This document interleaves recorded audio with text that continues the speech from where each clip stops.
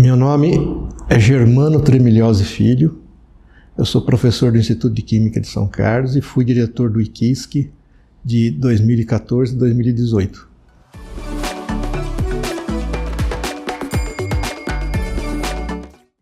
Eu cheguei no IQISC primeiro como um aluno de pós-graduação. Na realidade, na época não era IQISC, era Instituto de Física e Química de São Carlos, IFQISC. E naquela ocasião eu comecei a fazer um mestrado, aí existia uma falta muito grande de professores a nível de nível superior, né?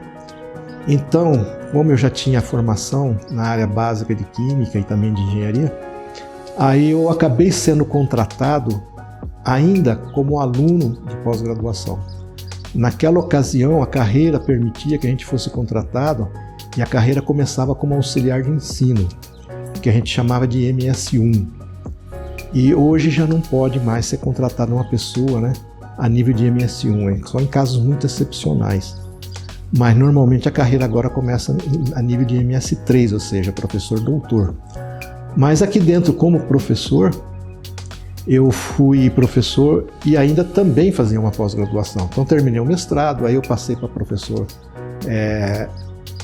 assistente, depois eu defendi o mestrado, passei para professor doutor, né? E depois fui seguindo a carreira, todo o trâmite legal da carreira até chegar a professor titular.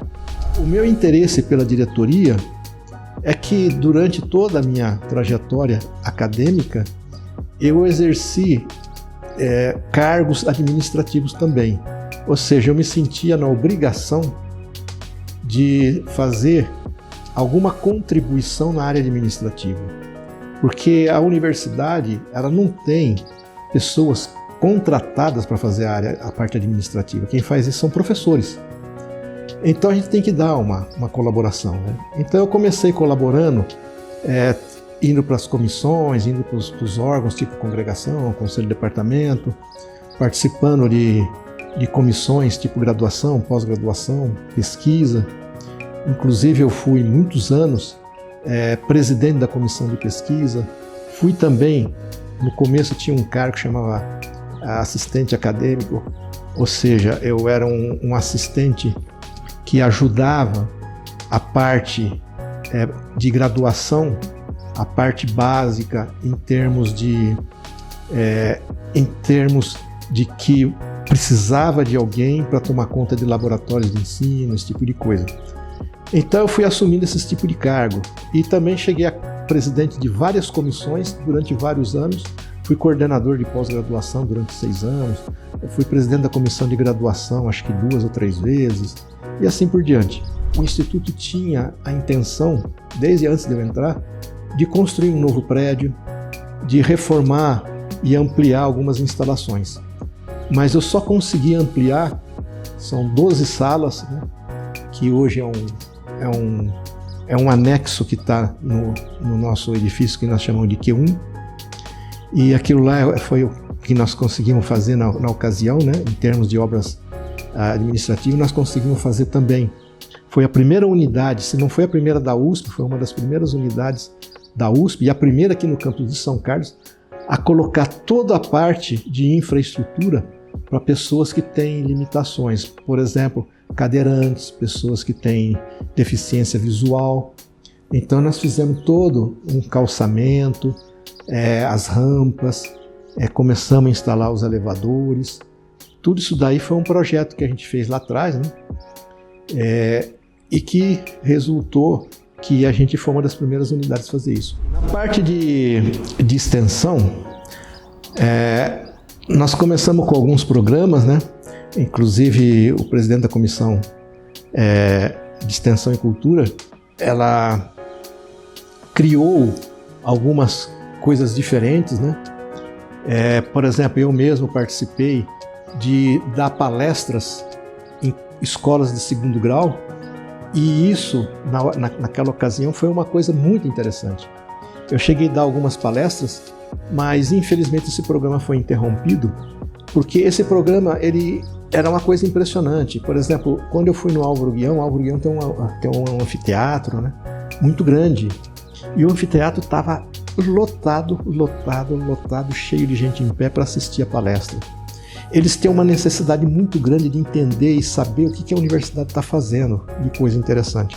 Eu fui lá contar um pouco da história, contar um pouco das pesquisas que eu faço também, e isso daí deu um ibope muito grande. Então isso aí entusiasmou. Em termos de ensino, nós trabalhamos muito, né? Tanto a nível de graduação como pós-graduação e modernização de estruturas. Felizmente, nós conseguimos, apesar da crise financeira, nós conseguimos naquela ocasião dotar os laboratórios de ensino com bons equipamentos, coisa que estava faltando, e também a nossa central de análise. Nós chegamos a fazer projetos junto à FINEP, né? E projetos muito grandes, e ganhamos, né, vários equipamentos. Por exemplo, nós ganhamos, tinha aqui uma ressonância de 200 MHz, e depois nós passamos com ressonância muito mais possante, muito mais potente, né? Nós tínhamos um microscópio de varredura, muito antiquado, já estava entrando em desuso. Nós conseguimos um novo, que hoje é um equipamento de ponta, né? E assim por diante, nós conseguimos na central de análise trazer, por exemplo, Raman, trazer um sistema moderno de fazer análise por raio-x de amostras. Então, coisas que faltavam no Instituto. Eu acho que o maior desafio hoje em dia é a freguesia, né? Ou seja, são os alunos que estão ingressando na universidade. Isso é um problema mundial, é um problema universal, não é um problema aqui da nossa instituição apenas, né? Estão chegando os alunos, né, que tem um perfil muito diferente do aluno de 20 anos atrás, por exemplo, 30 anos atrás, 40 anos atrás, quando eu cheguei aqui. Quando eu cheguei aqui, os alunos eles tinham muito interesse e se dedicavam muito aos cursos, né? Hoje em dia, nós sabemos, está tendo uma diversificação de atividades. Então, esse daí eu acho que é o maior desafio. Mostrar para os alunos a importância de fazer um curso sério, a importância, né, de fazer uma carreira que realmente o país precisa. Porque, infelizmente, a universidade ela ainda está com aquelas ideias antigas que já estão ultrapassadas. Então ela tem que se modernizar e tentar associar essa parte digital nos cursos. Hoje o nosso curso ainda, eu digo, ele é muito analógico. Ele tem que se digitalizar. Para trazer essa moçada que está entrando na universidade, né, a se engajar na química, mas da forma com que eles sabem, que é com o celular na mão. O Instituto ele começou, teve uma primeira geração, que são os professores que chegaram aqui e fizeram tudo isso que nós estamos aqui agora usando e desfrutando, né? E eu acho que o nosso Instituto está muito bem.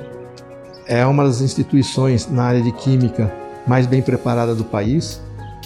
Então, a mensagem que eu deixo é que todos que estão aqui engajados nessa instituição, que continuem a se dedicar a essa instituição para que ela se mantenha sempre num nível bastante elevado, não só em termos de pesquisa, mas também nós temos um reconhecimento internacional muito grande e que não deixe se morrer nunca, né? Isso daí é o que mais importante, né, para o futuro de uma instituição.